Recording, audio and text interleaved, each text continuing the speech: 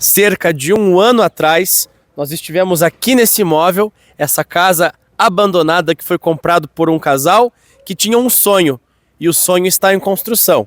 E agora, um ano depois, nós voltamos aqui para ver o que mudou e o que ainda vai mudar. Vem com a gente, vamos lá! Olá, tudo bem? Olá, Nina, olá, Winder. Sejam bem-vindos. Muito obrigado. Vamos lá ver então, vamos ver em que pé que tá essa obra?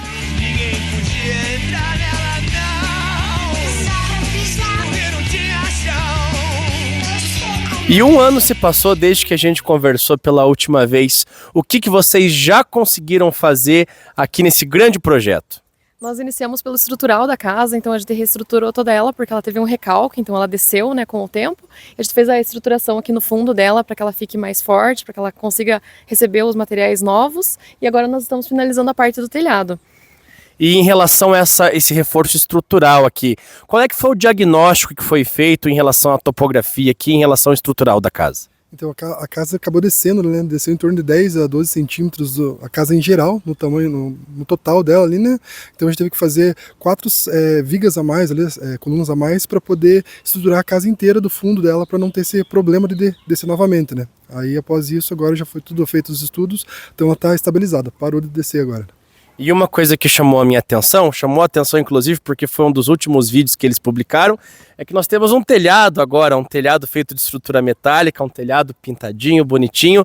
Como é que foi a escolha desse telhado, a escolha da estrutura, como é que vocês organizaram essa parte? Então a primeira opção do nosso telhado foi pela questão de peso mesmo, né? Que a parte metálica da estrutura e as telhas de zinco, elas são bem mais leves do que se a gente usasse outro material.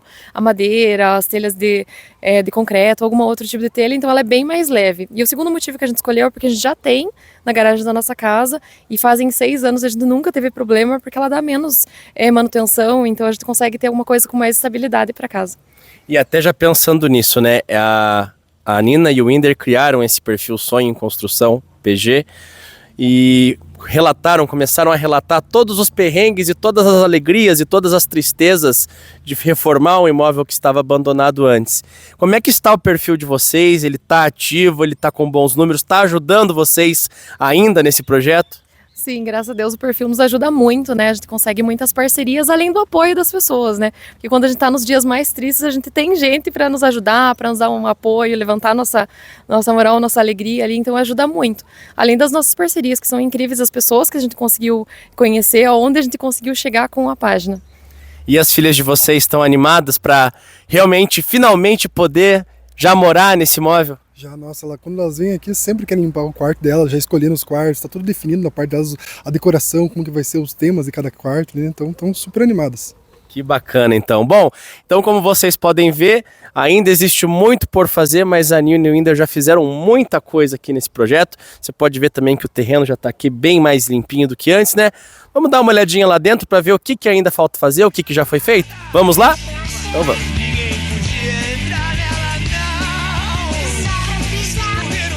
E agora nós estamos aqui no interior do imóvel. Quando nós viemos na outra ocasião, ainda tinha muita sujeira, os pisos ainda estavam aqui no chão, né? Agora já foram retirados os pisos, já foram feitos vários procedimentos aqui dentro também, né? Sim, aqui na parte interna a gente conseguiu retirar todos os pisos, fizemos as aberturas de portas novas, fechamos a antiga que tinha aqui, então essa parte de layout da casa a gente já conseguiu reorganizar, a lavanderia também foi feita toda nova, e a parte de estrutura, algumas coisas já veio a nossa caixa d'água, então a gente já está com as coisas novas da casa aqui agora.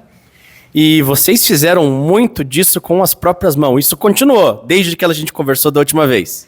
Isso, a maior parte das coisas, tudo que foi quebrado, as paredes que foram construídas na parte superior aqui, foi a gente que fez, né? Então a parte estrutural foi o pessoal que trabalha com essa área. Agora a parte de cima de reorganização dos cômodos foi tudo a gente que fez.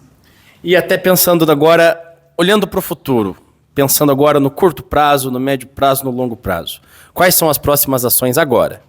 Agora a gente vai para a parte de elétrica e hidráulica, né, que são as partes para ficar funcional a casa novamente. Então a gente vai continuar cortando as paredes para colocar conduíte e daí vir uma equipe que vai instalar a parte elétrica e hidráulica para deixar tudo certinho aqui.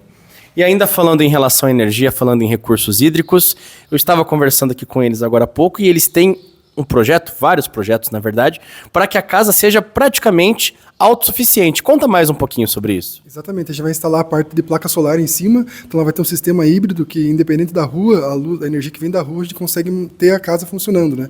E embaixo ali na parte da escada também vai ter uma cisterna para conseguir alimentar uma das caixas d'água para quando der um problema de faltar água, né? Então vai ser bem mais fácil para a gente, bem mais tranquilo. Então, além disso, a casa acaba sendo um projeto muito sustentável também, né? Agora, me tire uma curiosidade. Vocês que já estão nessa lida há algum tempo, tanto nas redes como aqui, sujando a mão de poeira, de cimento, de tudo. Qual vocês avaliam que é o maior desafio, a maior dificuldade? Eu acho que para nós a maior dificuldade é com relação a equipes mesmo, que nós conseguimos nos mobilizar melhor quando a gente está trabalhando nós mesmos, né? E o que a gente encontrou mais dificuldade é quando a gente tem equipes aqui trabalhando, porque daí bate a agenda, é dificuldade, às vezes gasta mais material, então a gente tem um cuidado, né? Que a casa é nossa, a gente tem um cuidado diferente do que quando outras pessoas entram aqui. Então, para gerir equipes dentro da obra ficou bem mais difícil para a gente, foi o maior desafio que a gente teve. E o arquiteto responsável pelo projeto da casa já disponibilizou o tour virtual que vai mostrar como ficou por dentro o imóvel, né? Isso mesmo, o Luizão, lá da Lavisa, ele fez um tour virtual. Então, cada ambiente que está sendo feito aqui na casa, ele já está sendo disponibilizado lá. Então, quem quiser dar uma olhadinha, é só acessar no nosso perfil. Tá lá na bio o nosso link, daí é mais fácil para a pessoa conhecer como que vai ficar a casa depois. E o projeto não envolve, naturalmente, apenas a edificação. Nós temos um quintal enorme aqui também para cuidar. O que vai ser desse espaço todo? Então a gente vai separar um espaço para fazer uma piscina, uma casa de hóspedes ali, uma churrasqueira gourmet, né? A garagem nesse lugar que a gente vai estar aqui, e no fundo a gente vai fazer um quintal para colocar galinha, fazer um pomar, a parte de hortas ali, né? Então e toda essa parte quem vai cuidar vai ser nossas filhas, que vão cuidar da parte do fundo, né? Muito bacana, então a gente vê realmente que é um projeto para toda a família. E falando em família, eu estava conversando com eles e eles me relataram que vocês, com o Sonho em Construção, não estão sozinhos nessa. E vocês parecem que estão inspirando outras pessoas a também tocarem os seus próprios projetos, é isso? Sim, eu acho que uma das partes mais legais que a gente conseguiu ter de retorno, né, fazendo o nosso Instagram, foi as pessoas, né, porque eles contam muito pra gente que eles voltaram a reformar a casa deles, fizeram uma página também para eles postarem. Então, o legal de mobilizar outras pessoas, de ver que, mostrando que a gente consegue, eles também conseguem fazer isso. E quando eles mandam esse feedback pra gente é muito legal. Que bacana, então. Então nós gostaríamos de parabenizar a Nina e o Winder por um projeto tão volumoso, de tanto esforço, e desejar que vocês tenham cada vez mais sucesso nessa empreitada. Matheus Dias e José Aldinan para o Diário dos Campos.